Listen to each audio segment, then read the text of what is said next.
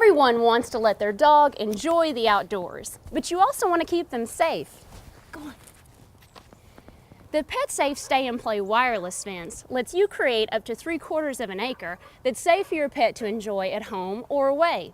This video will walk you through how to set the Stay+Play system up so that your yard can become their playpen and you'll have more peace of mind.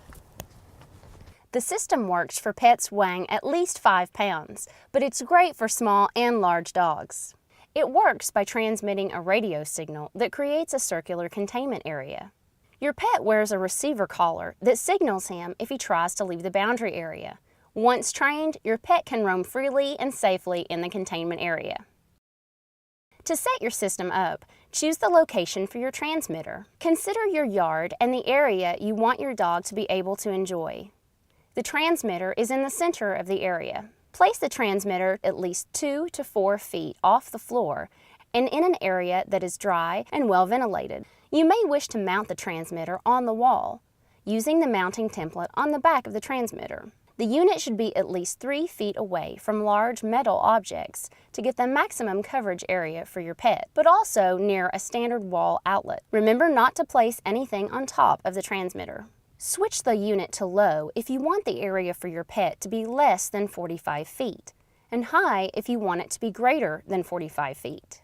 The receiver collar that your pet wears is rechargeable. It's a quick charge unit and will have a full charge within about 2 hours. This will last 2 to 3 weeks, depending on how many times your dog challenges the boundary. Fully charge the unit before you begin testing your system.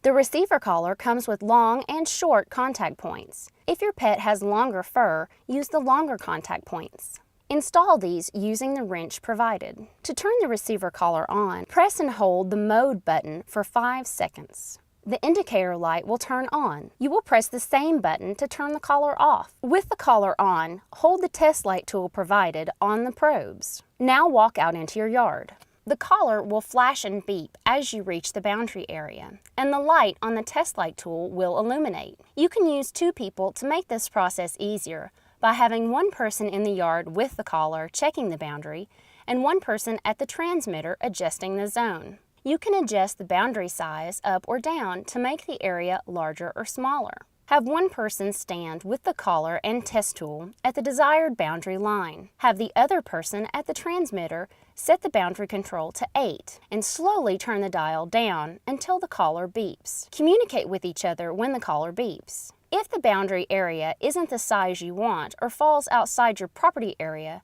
adjust it to fit your needs. Once you have the boundary area size you want, place flags along the boundary line. You will use these flags to help train your pet. This is covered in our video on training your pet to the Stay+Play system. Getting the right fit of the collar is critical for your pet's safety. Make sure the collar is snug and the contact points are touching your dog's skin. But never pull the collar, putting pressure on the probes against your pet's neck. Here are some important things to know about the receiver collar. Make sure you remove the collar from your pet at night. The collar should not be more than 12 hours per day.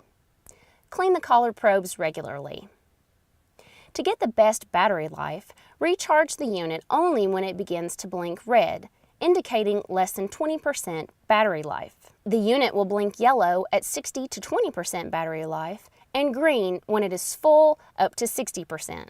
Pay attention to the light colors to know when your unit needs recharging. When charging, the light will be solid red and will change to solid green when it is fully charged and ready to go. When you get ready to start training your pet, you should begin with the collar on the lowest correction setting and increase it only 1 level at a time until you find the right level. The collar has 5 levels of correction and a tone-only setting. The number of times the collar light flashes red indicates the correction level. The level you use will depend on your pet and their temperament.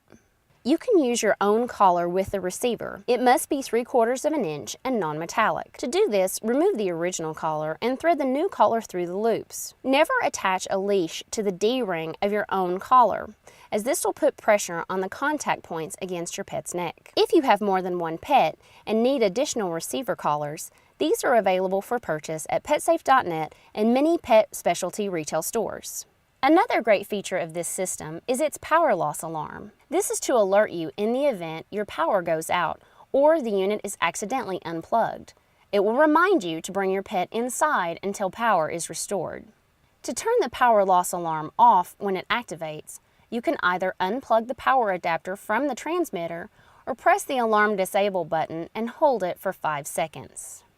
Once you have charged your receiver collar fully and your system is set up as you would like it, you're ready to start training your pet.